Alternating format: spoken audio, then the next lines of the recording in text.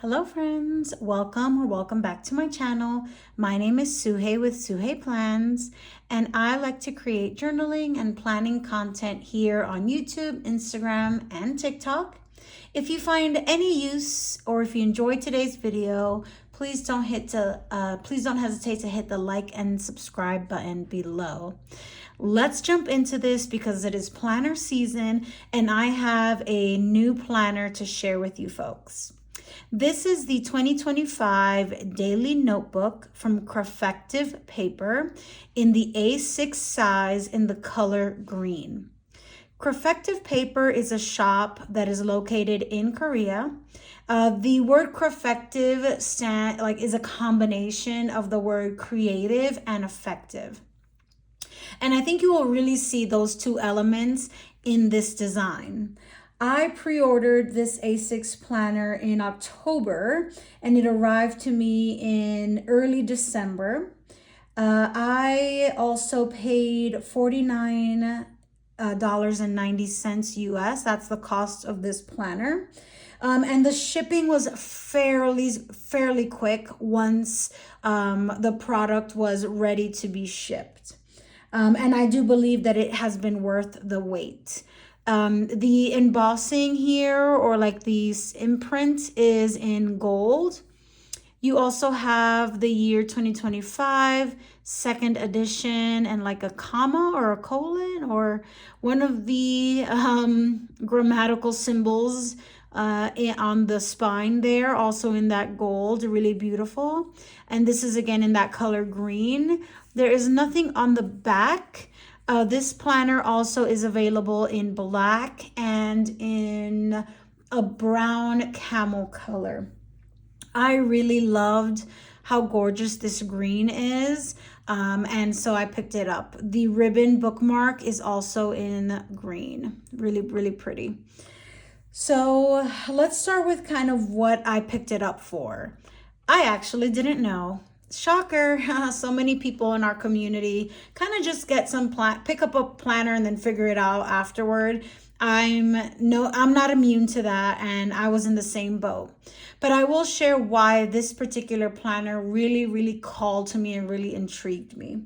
I'm going to flip from cover to cover, talk a little bit about the layout, how I'm planning to use it, and what I'm thinking about, like my overall thoughts about it. I have two covers that I want to try on for you. And I think that kind of covers what I'm doing in this video. So let's jump in. So again, this is in the A6 size. And at first I wasn't sure. It has this elastic band that goes around the planner. And that is on the back there, kind of attached to the back cover. Let me put that up for you. There is also a back pocket. All right, so this is again in the A6, and it is so small but so mighty. And let me show you what I mean by that. So you have just like that, like a plain, thicker cardstock page there. Then after that, you have the nameplate page. Although there's no formal line for your name, but I don't think that's a big deal. I think, maybe don't quote me, but what some of the patterns that I've seen in Korean planners is that they put their nameplate page in the back of the planner. And so that's where it's located on this one as well, in the traditional sense of a nameplate page, like of a name page. So then after that, we have a blank grid on the left and then a 2025 calendar on the right. This planner is a Monday start and it is only available in a Monday start. You get all 12 months of the year.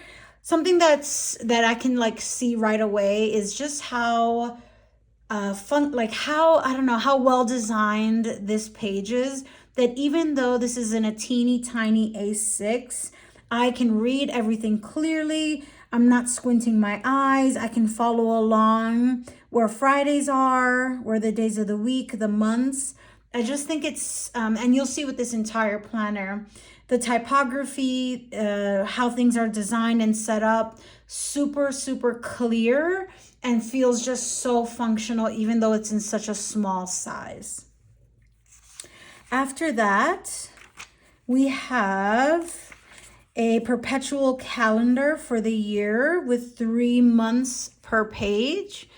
You have some room at the top here for a small note. And then you have the days of the week in the month going down, a initial for the day of the week, and then you do have the weekends that are shaded in gray. Let's see if I can. This is Tomoe River paper. Ooh, and I forget exactly the pound on this Tomoe River paper, but I will include that below. So you have the months of January, February, March. And what's kind of interesting is that the numbers going down for each month will stop with the number of days in the month. And then you just have a little extra blank space for the months that don't quite hit the 31 days. There's April, May, and June, July, August, September, October, November, December. Again, I feel like this page is so well designed. It's so roomy. It's so spacious.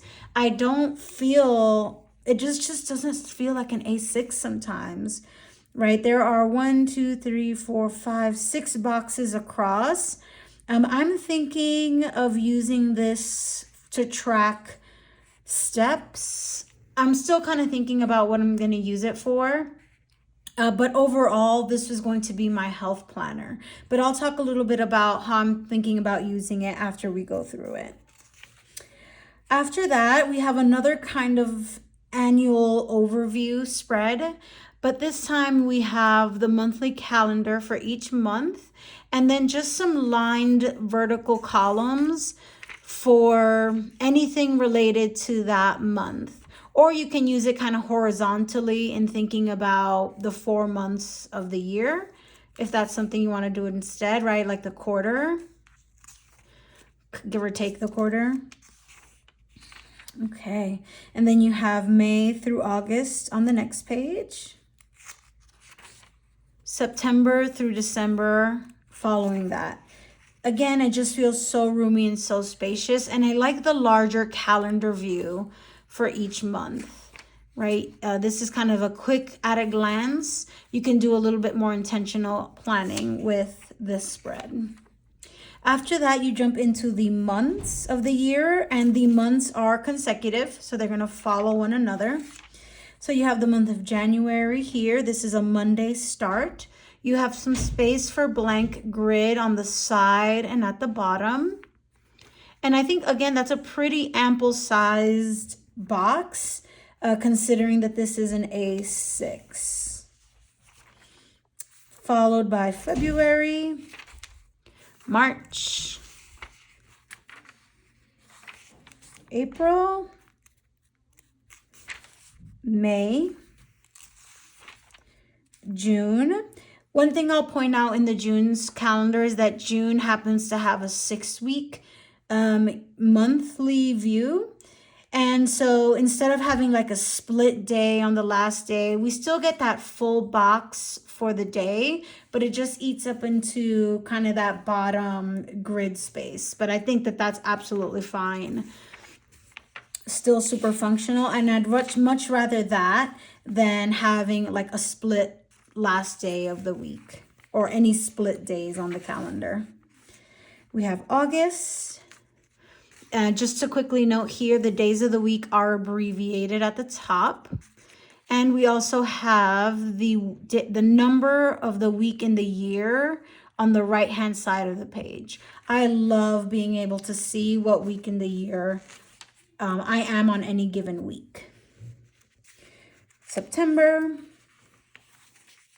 October, November, December.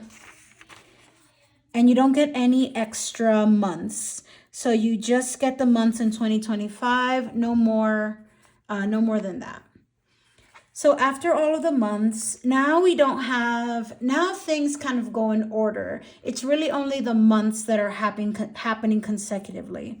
After that, you have a weekly overview spread that goes from Monday through Sunday, which is dated. You also have space to make a little notation here maybe you want to follow moon phases or any other kind of tracking, there's a nice ample amount of space there to write something in. You also have another calendar view, and the week that you're in is highlighted. Also Monday through Sunday start. You have some room for priorities, 3 priorities, and then a couple of to-dos, a healthy amount of to-dos for that week. After the monthly overview spread, and each of these days has grid. I love grid in everything. I just feel like I can be a lot neater in my planning when I have grid. Okay, so grid for the week. And then on the right-hand side, we start with our daily pages for the year. Dated dailies for each day of the year. You get a timeline going from 7 a.m. to 9 p.m. or so. Average day for most folks, but you can also completely ignore that and just do your own thing. Then you have grid, all this open grid for whatever. Notes, daily planning, journaling, anything you kind of want to do, wide open. The planner has these shaded tabs to kind of designate what month in the year you're in. So if this is January, February, March, indeed, we are in March, etc. All right, so then you have 7 of those dailies, all dated for you, which I think is so handy. No need to buy any extra stickers, no need to write that in. It's just a page that's ready to go. And then you have the following week's weekly overview, and then the days of the week continue after that. Some planners have the weeks all bundled up and then daily pages. So this one I do like that you have your week and then the days of that week that immediately follow. And it's in that same format with the weekly overview and then the dated daily pages. Okay, and it happens in that order through the month, the last month in 2025. So let me kind of speed my way through that. Oh, and here we have that gorgeous ribbon. I really appreciated that the ribbon was in the same color, that same gorgeous green color as the planner. And honestly, I'm trying to think, but I don't see a lot of ribbons in A6 planners or notebooks. And if I do, they're really thin and flimsy and kind of like a throwaway. But this one really feels super substantial, really pretty. Lays pretty flat. It might need a little bit of like conditioning, but it's, as you can see, it's kind of flat from the get. There's probably the middle of the planner. So very flat, lays really beautifully flat right away. All right, let's jump to the end. All right, so at the end, let's see how many days. Okay, so we get, while we don't get any extra months in this planner, we do get a couple of extra days just until you get to the end of that, so the complete end of that week in 2026. Yeah, so then that last daily page is going to be for Sunday, January 4th, 2026. Then after that, the planner includes a healthy amount of blank grid pages, and they are numbered. So that one is number 1. And then you have these numbered pages through 50. So a nice dividable number there. And then after that, you have that name and directory information page in the back. Another one of those cardboard pages, like cardstocky pages. That blemish was me, did not come that way. Let me try to pick it up so I can show you the pocket, gusseted pocket for a couple of things, which I think is always handy in a planner, even something this small, right? It just kind of, again, that functionality, that effective part, we're seeing that right here. Then you have that band in the back, which I also really appreciate because it really just keeps a small book like this neat and compact. I'm sure like the A6 and that being such a small compact size, And then to make it more compact and neat with that band, I think is really helpful as well. And so that is a cover to cover of the 2025 daily notebook. Let's try on a couple of covers. The first cover that I have is a, oh my gosh, Bujo planner cover. This is an A6, and I think it fits pretty well. Even though this back pocket has that elastic band, it fits in the back pretty well with space, with kind of space to even have a clear cover, I believe. But we'll test that next because I do have a clear cover accessible. And let's see if I tuck that into the pocket. Okay, tucks very nicely into the pocket.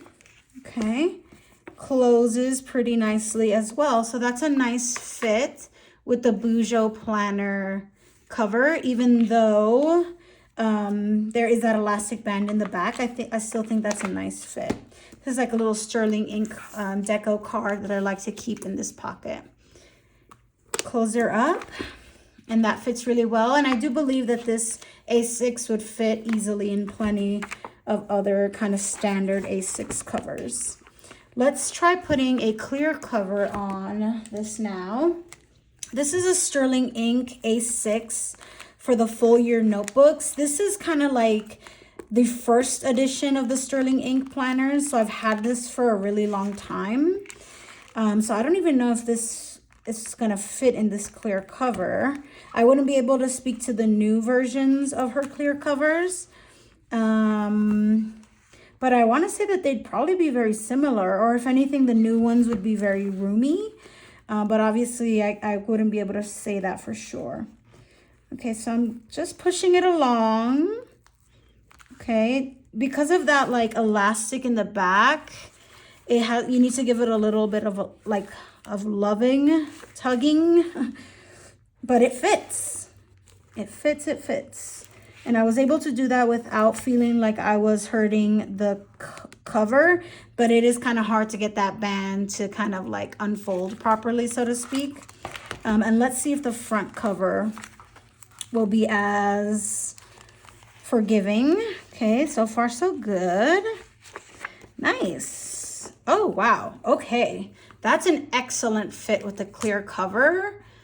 That's really nice. And I definitely think I'm going to use this clear cover because that just really fits, and it'll protect this beautiful green cover for the year. So that works out really nicely. I'll probably like figure out how I can, I'll redo this and flatten that out. Try to anyway. But let's see if I can get it now in the Bujo Planner A6. Yep, awesome. Maybe I would have a harder time with the plastic cover in it now, but that might be something that I just go without. But let's give it a go, in fairness to folks watching. Okay, yeah, another pretty good fit. A little bit of massaging. I think that needs to be a little bit more massaged, and maybe like I would be a little bit like paranoid about tucking that in and keeping it that way. So then I might just leave it, I might just leave the clear cover on cover untucked in the front. And I think that will be just fine, because then I get to stare at this gorgeous green cover whenever I want. And I always like the combination of green and pink. All right, so that fits really well. All right. So I think one of those things about this is a very substantial cover, I think. It has like a smooth suede feel. So if you wanted to go without a clear cover, I think that would be fine, and you'd get some good wear on it over the year if you wanted to go without that. But I do like to protect my planner covers. All right, so one kind of question that folks have asked me about it that I've shared with is, how does it compare to Pocket? This is a Moleskine Pocket. The Creffective paper planners are available in pocket size. I don't know if they're not sold out, so to speak, but they do come in Pocket as well. So let's compare the Pocket to the A6 size. Okay, so obviously it's a bit wider. The A6 is a bit wider and is a bit taller. But if you can't get your hands on the pocket, this A6 might be a good alternative because it's just a tad larger, just a tad, right? So that might be something worth considering. If you initially wanted the pocket, the A6 is still in stock, and I believe all 3 colors. Yeah. All right, so that's pocket in comparison. And let's talk a little bit about how I wanted to use it. So I have a brainstorm in my notebook where I just wrote down everything that I might want to use a health journal for. I had an annual exam at the end of November, and my cholesterol levels were too high. And so that's really been that's the first time I've ever had something, that serious come back on an annual wellness visit. So I really want to think about improving the way I'm eating, exercise, sleep in 2025. I got that diagnosis after I pre-ordered the planner. So then, when those test results came in, I immediately thought of the green of this planner and how green is synonymous with health. Also wellness, and financial wellness as well. And really, health is wealth. I'm sure you've heard of that saying before. So it just made sense that I was going to use this planner as my health journal. There are all kinds of things that you can do with a health journal: track water, blood work results, track your weight, meals, period, your medications, doctor's visits, etc. And I plan to do a lot of that in this planning. I haven't decided exactly what I'm going to dedicate each spread to, but I have some loose thoughts. I'm thinking this blank grid will house my health goals for the year. I'm thinking I'm going to use the perpetual calendar for probably tracking daily steps, maybe weight tracking, something like that. I'm thinking about this kind of monthly overview spread to track just my thoughts on each day. For each month, the kind of progress that I made each month. And the monthly spreads, I think that's where I'm going to track periods, doctor's visits, maybe any sick days that I had. Maybe I'll also track appointments here. Maybe I can do my weight here as well. So there's a lot of different kinds of tracking that I can do on this spread. And this isn't a huge part of my system. So this small size, I think, actually works really well for the purpose.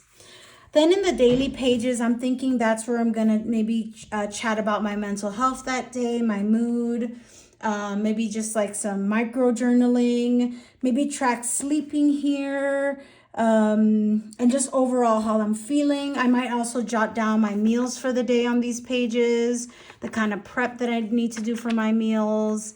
And again, it's a small page, so a little can really go a long way. And it's just small and it's compact, and I can throw it in my bag and I can just keep it with me on the go. It fits really anywhere. So I know that I can also be accountable to my health goals because this is just not burdensome at all to have with me. Okay, and I think that is my chat about the 2025 Creffective Paper Daily Notebook. It is a wonderful little product. I'm really excited to get into it and share with you throughout the year how I am using it. I'd love to, this is my first time ever trying a health planner. I'd love to hear from folks in the community, if they have one, how you use it, how you use the different kinds of spreads in these planners to do your health tracking and journaling. Please don't hesitate to drop those in the comments. I'd love to chat and just learn more because this is my first time, y'all. But it should be a good year. I'm really excited. I've got a couple more planner videos to share before the year is out, so stay tuned for those. Thank you so much for watching, everyone, and I'll see you in the next one.